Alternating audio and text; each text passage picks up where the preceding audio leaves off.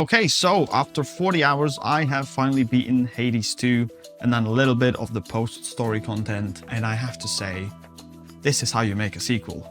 I was absolutely skeptical when Hades 2 was announced because I love the first game so much, and sequels are tricky and very difficult to get right, but I have to say, this is a perfect example of how you make a sequel. I went into this completely blind, not knowing anything about the game. In fact, I didn't even know if Melina was related to Hades at all, or if she was just some new random character. And I think I did myself a favor there.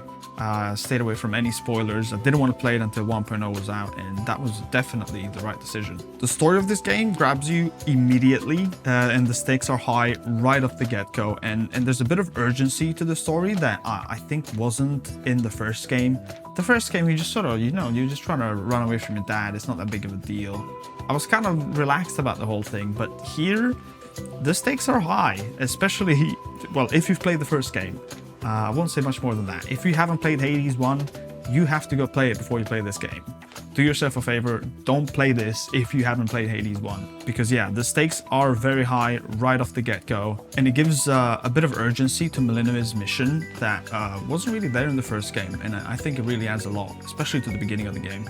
And just like the first one, the art, phenomenal, the voice acting, top-notch. The way that the story is told is masterful.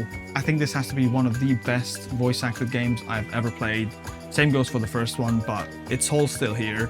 Basically, the whole game is still the same formula, and you still get all of the best parts of Hades, but I think some stuff is tightened and made to feel better. And I think they've nailed it. They didn't overdo it, they didn't change too much, and then didn't leave too many things the same. So there's a bit of familiarity, but also there's lots of new content. And speaking of content, there is a lot more of it as well.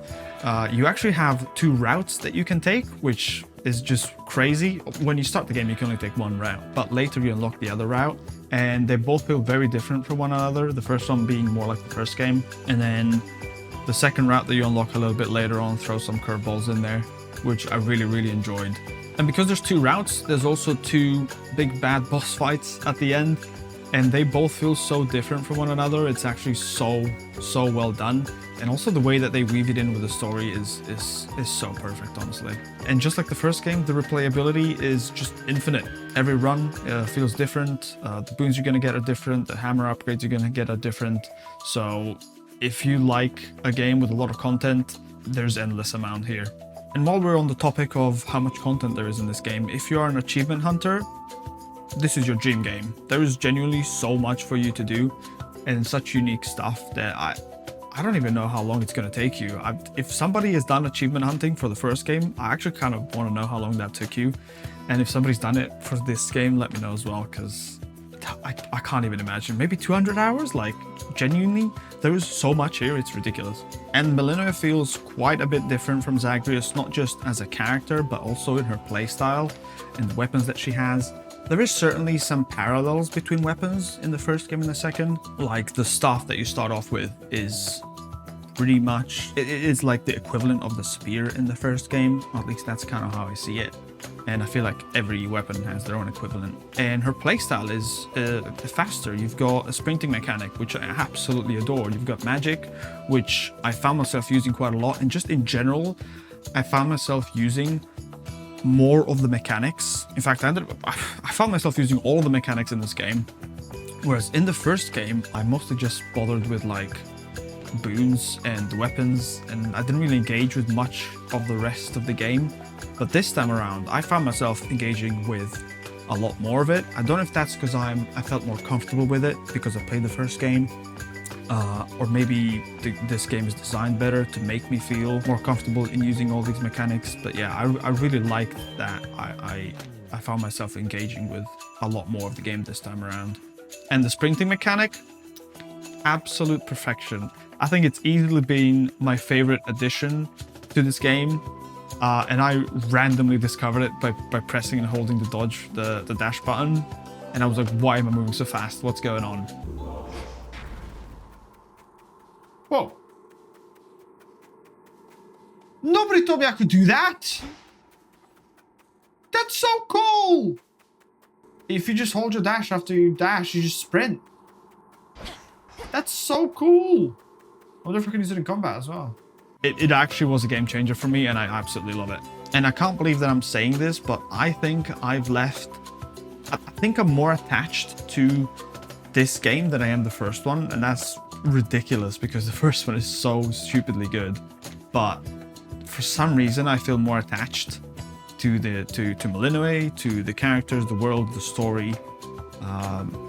It might have something to do with the fact that I played it all at once, whereas my playthrough of Hades 2 was kind of choppy. I played it across like 2 years on and off. I think the most impressive thing, and what was worrying me the most when I first heard about Hades 2, is how is it gonna work with the first game? And I have to say, this game complements the first game so perfectly.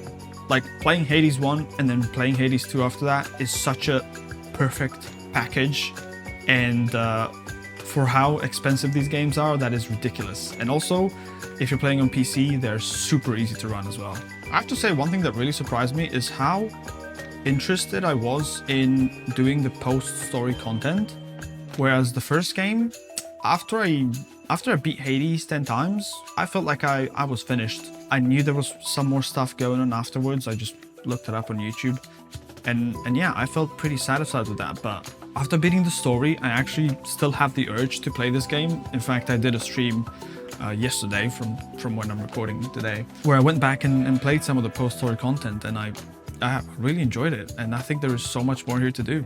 In the end, Hades 2 will probably go down as one of the best sequels of all time, and just like I would for the first game, I'm giving Hades 2 a 10 out of 10.